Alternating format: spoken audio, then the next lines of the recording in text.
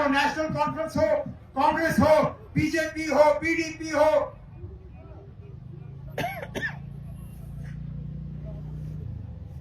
उस वक्त लोगों को इलेक्शन में लाने के लिए कहा कि इलेक्शन के बाद स्टेटहुड दिया जाएगा।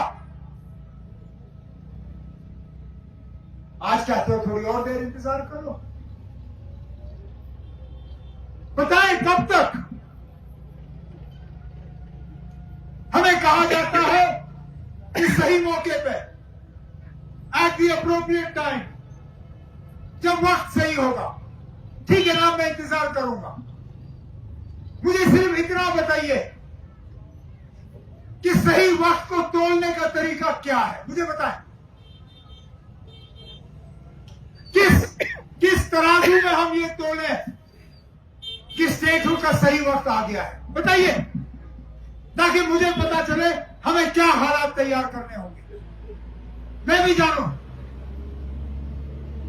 वजीर आला के तौर मुझे पता होना चाहिए ना कि ये रखा गया है गोल मुकाम। इस मुकाम पे पहुंचने के बाद जम्मू कश्मीर को रियासत का दर्जा मिलेगा, ताकि कम से कम हमें पता चले ना, ये एक टारगेट है जिसमें डिप्टी सीएम साहब ने इस पुल के लिए एक टारगेट तय किया। अफसरों को कहा कि हमें 15 अक्टूबर तक ये पुल चाहिए, 15 अक्टूबर तक पुल बन गया। इसी तरह स्टेटहुड के मामले में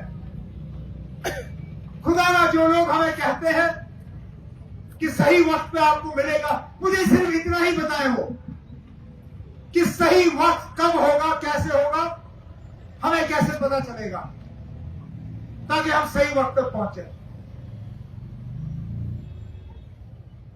और जम्मू कश्मीर को हम इस दलदल से निकालें जहां बिना पता चले सरकारी मुलाजिमों को बिना उनसे पूछे नौकरियों से निकाला जाता है, जहां बिना पता चले किसी एक शख्स के इशारे पे यहां लोगों के बिजनेसों पे ताले लगाए जाते हैं, उनको घर से बेदखल करने की कोशिश की जाती है।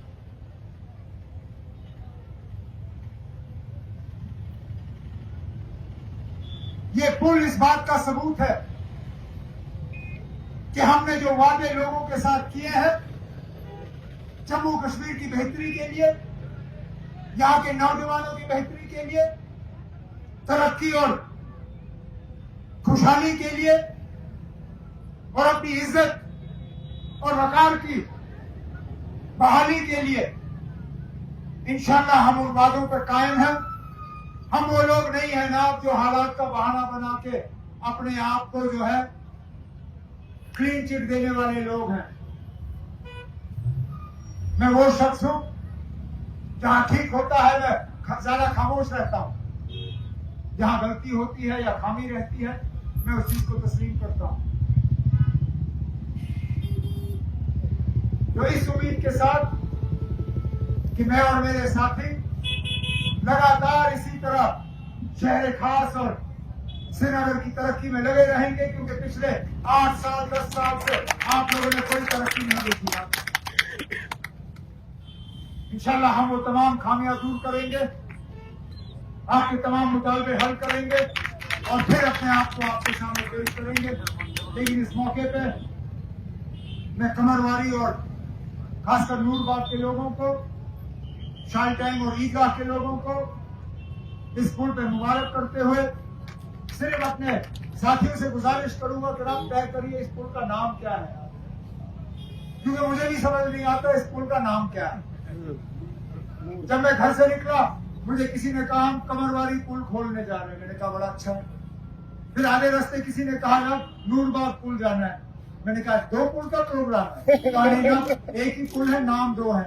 यहाँ पहुंचते पहुंचते फिर तीसरे ने कहा ना हम नूरजहां पुल जा रहे हैं, मैंने कहा ना नूरबाग भी तो कमरवारी भी तो नूरजहां भी, एक नाम रखिए।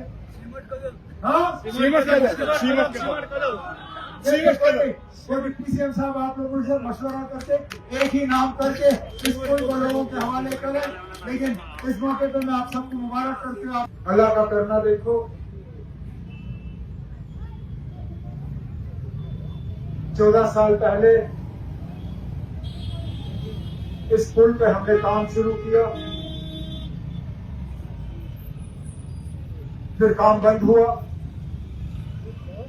और ऐसा लगता है जैसे कुछ लोगों ने ये पुल हमारे लिए ही रखा था कि इंशाल्लाह दोबारा नेशनल कॉन्फ्रेंस की हुकूमत बनेगी, दोबारा मुबारक गुल साहब ईदगाह के एमएलए होंगे और इस पुल के ईदगाह के तरफ नूरबाग में एक प्रोग्राम के तहत नेशनल कॉन्फ्रेंस की हुकूमत में ही 14 साल बाद इस पुल का रिबन कटेगा और ये पुल लोगों के इस्तेमाल के लायक होगा। और यही हमारी बदकिस्मती है। इतना सारा कुछ हमें कहा गया था 6 साल पहले कि 370 ये जम्मू कश्मीर की तरक्की में रुकावट है, इसको हटाएंगे तो जम्मू कश्मीर में तरक्की होगी। कहा था कि यूटी बनने में जम्मू कश्मीर के काम में और तेजी होगी।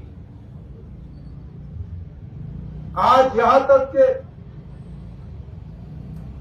एक जिम्मेदार शख्स ने मुझे सलाह दी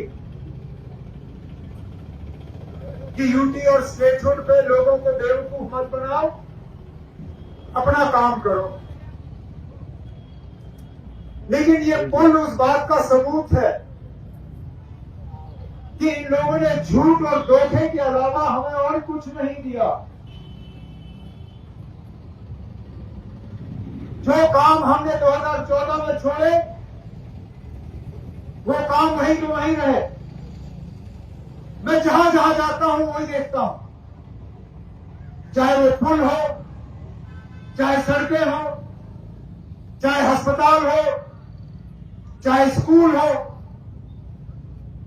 आज मेरे काकड़ा के साथी सकीना यत्तू साहब ने असेंबली में एक सवाल के जवाब के सिलसिले में यही कहा कि डिग्री कॉलेजों के ऐलान हुए, लेकिन डिग्री कॉलेजों के बिल्डिंग नहीं बने, उनके कोर्स शुरू नहीं हुए। यहां जमीन रखी गई, नए जवानों के प्लेग्राउंड के लिए प्लेग्राउंड नहीं बने,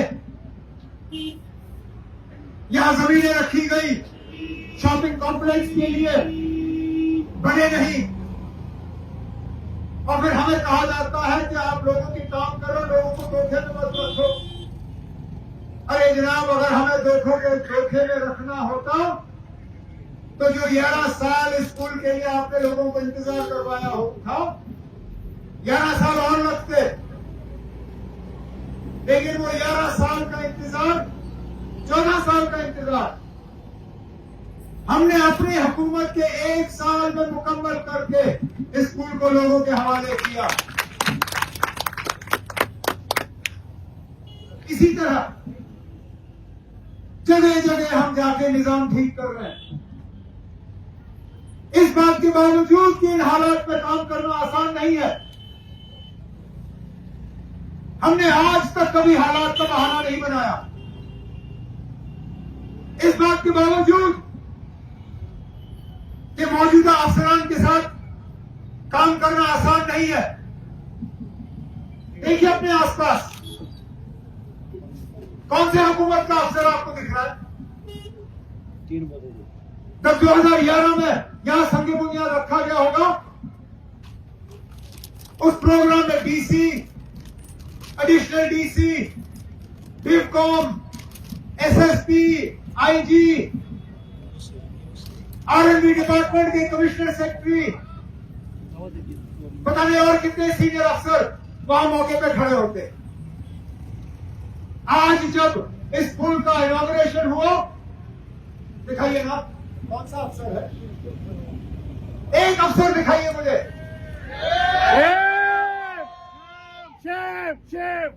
हमें कहा जाता है कि काम करो, बहाने मत बनाओ।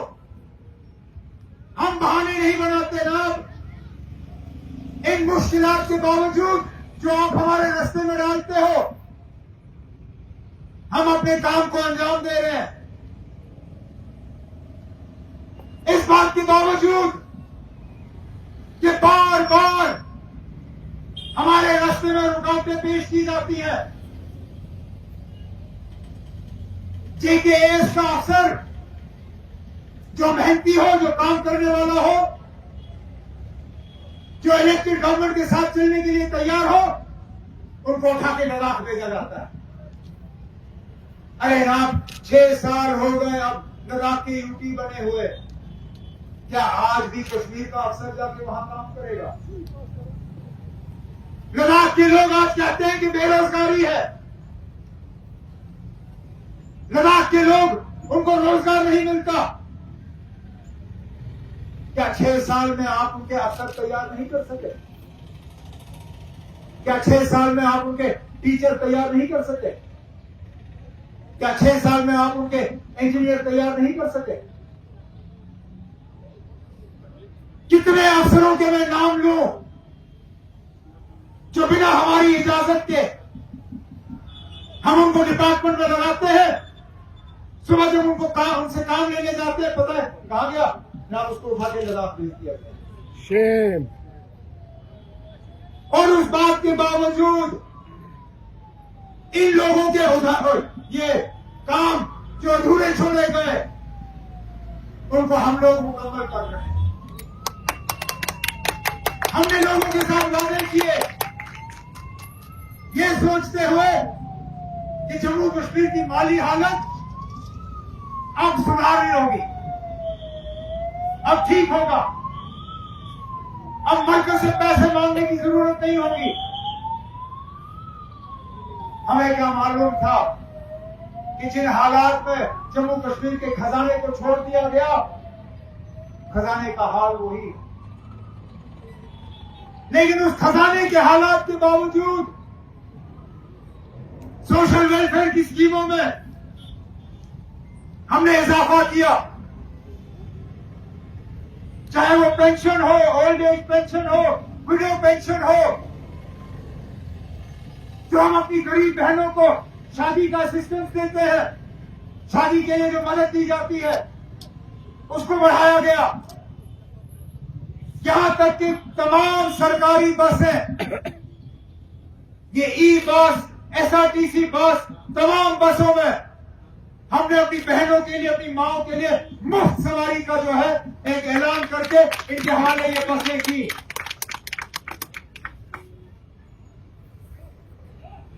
بجلی کے نظام کو بہتر. پچھلے سال سردیوں میں کوشش رہی کہ موسم کے باوجود بجلی کے سپلائی میں کٹوتی کم ہو, کٹ کم رہے. اور سب سے بڑی بات,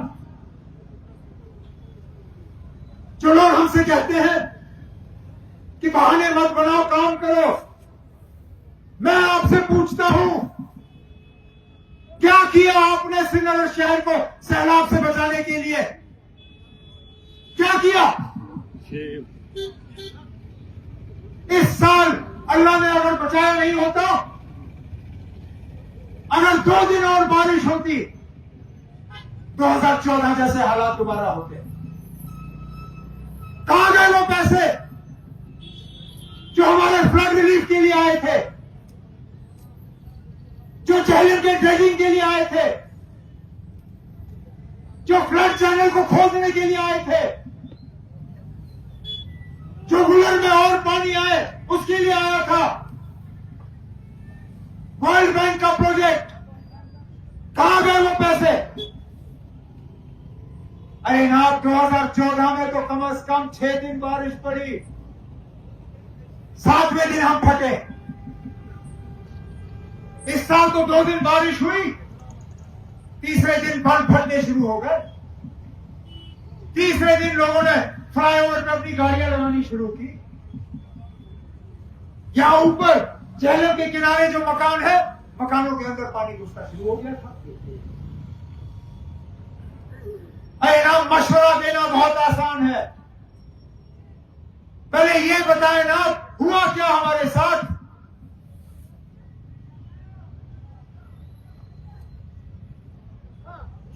हमें मशवरा दिया जाता है कि काम करो,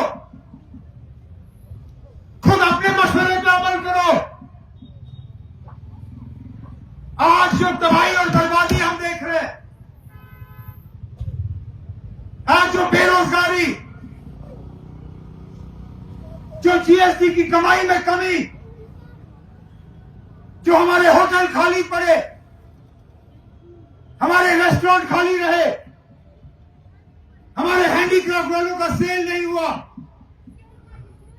हमारे टैक्सियां, शिकारे, हाउस बोट खाली, क्यों? क्योंकि पहलगाम में हमला हुआ। यहां की सिक्योरिटी का जिम्मेदारी किसके हाथों में? मेरे हाथों में नहीं। मेरे हाथों में होता,